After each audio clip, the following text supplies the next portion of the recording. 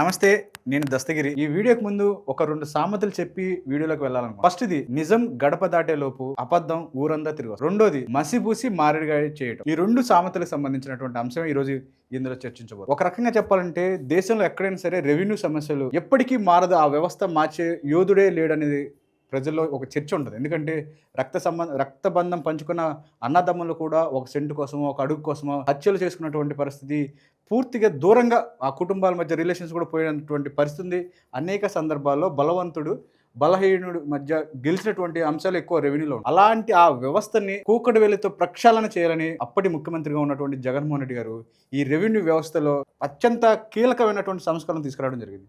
ఒక రకంగా చెప్పండి, దాదాపు 100 ఏళ్ల క్రితం బ్రిటిష్ కాలం తర్వాత ఈ రెవెన్యూ వ్యవస్థలో ఇంతవరకు ఎక్కడా జరగల.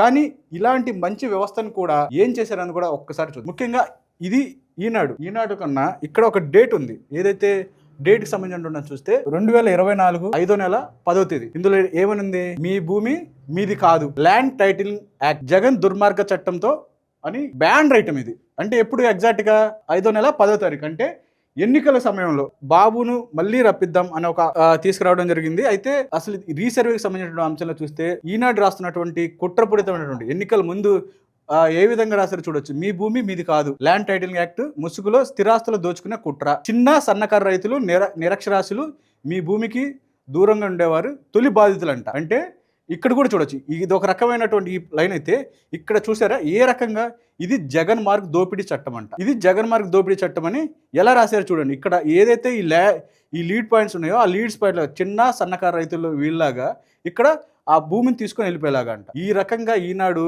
ఎన్నికల ముందు ఏ విధంగా చేశారో మరికొన్ని చూడవచ్చు. రీసర్వేలో భూములపైన హక్కులు పోతున్నాయంట. ఎక్కడికి పోతున్నాయి? ఇక్కడ చూడొచ్చు. ప్రతి దానికి ఒక అట్రాక్టెడ్గా ఈనాడు రాసేటువంటి జర్నలిజం అది జర్నలిజం అనే వాళ్ళ భావన. అది రెవెన్యూ కార్యాలయం వాడి పొలంలో కొంత భాగం నేనే ఆక్రమించుకుందాం అనుకున్నాను, నాకు రిస్క్ లేకుండా ప్రభుత్వమే కట్టబెట్టిందంట.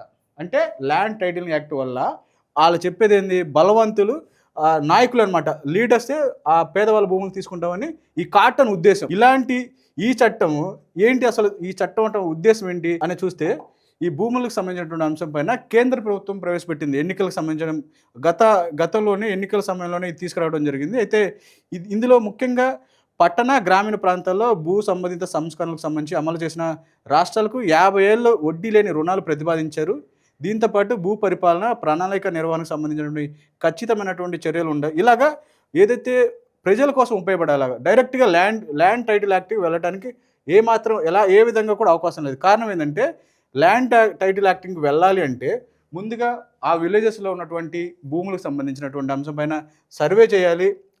ఆ సర్వే చేయాలి. ఎన్నికల ముందు దాదాపు 6,000 గ్రామాలు పైగా మాత్రమే ఈ సర్వే చేయడం జరిగింది. అయితే ఈ సర్వే కూడా ఏ విధంగా అత్యాధునికమైనటువంటి టెక్నాలజీని ఉపయోగించి ఈ సర్వేని తీసుకురావడానికి ప్రయత్నం చేశారు. అయితే 6,000 గ్రామాలు మాత్రమే కేంద్ర ప్రభుత్వం చెప్పినటువంటి కొత్త డిజిటల్ ప్రకారం కూడా ఈ రెవెన్యూలో తీసుకురావడం జరిగింది. దీని ద్వారా ఐడి నెంబర్తో పాటు క్యూఆర్ కోడ్ కూడా జారీ చేసడానికి రూపంగా భూ వ్యవస్థను కూడా పరిచయం చేసేలాగా ఈ ల్యాండ్ టైటిలింగ్ యాక్ట్ని తీసుకొచ్చారు. దీన్ని ఈనాడు ఎన్నికల ముందు ఒక అంశం ఏదైతే చెప్తాం కదా, ఇది కాళ్ళ కింద ఉన్న నేల కదిలిపోతుంది, ఇలాంటి టైటిల్ ఇలాంటి బ్యాన్ ఐటమ్స్ రాసి ప్రజల్ని ఎంత మోసం చేశారంటే ఏకంగా ప్రభుత్వాన్ని మార్చే స్థాయికి ఈనాడు చంద్రబాబు కుట్ర పొందారు. ఆ కుట్రలో భాగంగానే మసిపూసి మారేడుగాయ అని చేశారు కదా.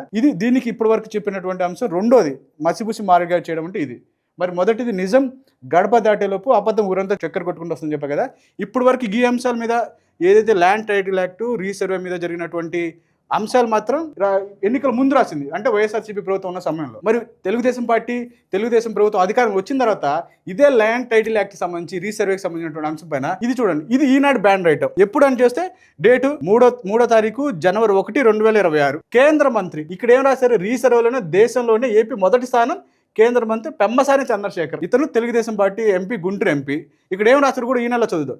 దేశంలో భూ సంస్కరణలకు కేంద్రం శ్రీకారం చుట్టింది, ఇది నా శాఖ పరిధిలోనే ఉంది, నేను రాకముందు రీసర్వేను దేశవ్యాప్తంగా ప్రారంభించింది, ఈ పథకం అమలులో ఆంధ్రప్రదేశ్ రాష్ట్రం దేశంలోనే మొదటి స్థానంలో నిలిచింది అని కేంద్ర సహాయ మంత్రి పెమ్మసాని చంద్రశేఖర్ చెప్పారు. ఇందులో గుంటూరులో శుక్రవారం జరిగినటువంటి పట్టాదారు పుస్తకాలు పంపిణీ కార్యక్రమంలో ఆయన పాల్గొని ఆ సమయంలో మాట్లాడాడు. అంటే ఏంది? వచ్చిన 10 నెలల్లో తెలుగుదేశం ప్రభుత్వం వచ్చిన వెంటనే 18 నెలల్లో రీసర్వే చేశారు. ఆ దేశంలో ఏ రాష్ట్రంలో చేయనంత విధంగా ఇక్కడ ఆంధ్రప్రదేశ్లో చంద్రబాబు చేశాడు.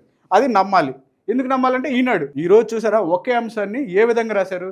ఒకప్పుడు జగన్మోహన్ రెడ్డి గారు ఎన్నో ఓ రకంగా చెప్పంటే ఎన్నికల సమయంలో ఈనాడు, ఈ ఆంధ్రజ్యోతి ఇలాంటి తెలుగుదేశం పార్టీ ముసుగులో ఉన్నటువంటి తెలుగుదేశం పార్టీ అనుకూలంగా ఉన్నటువంటి ఈ మీడియా ప్రజల్ని, రైతులను అందరినీ ఏం చెప్పారు, మీ భూములు లాక్కుంటారు, మీకు ఓన్లీ మీ పేపర్లు మీకు జిరాక్స్లు మాత్రమే ఇస్తారు, మీ భూములు మొత్తం ప్రభుత్వం తాకట్టు పెట్టుకుంటుంది. ఇలాంటి అసత్య ఆరోపణలు చేసి ప్రజల మైండ్నే మార్చినటువంటి పరిస్థితి. కానీ మొదట చెప్పే కదా సామెత, నిజం గడప దాటేలోపు అబద్ధ ఊరంతా చుట్టూ వస్తుంది. కానీ అల్టిమేట్గా నిజమే గెలిచింది.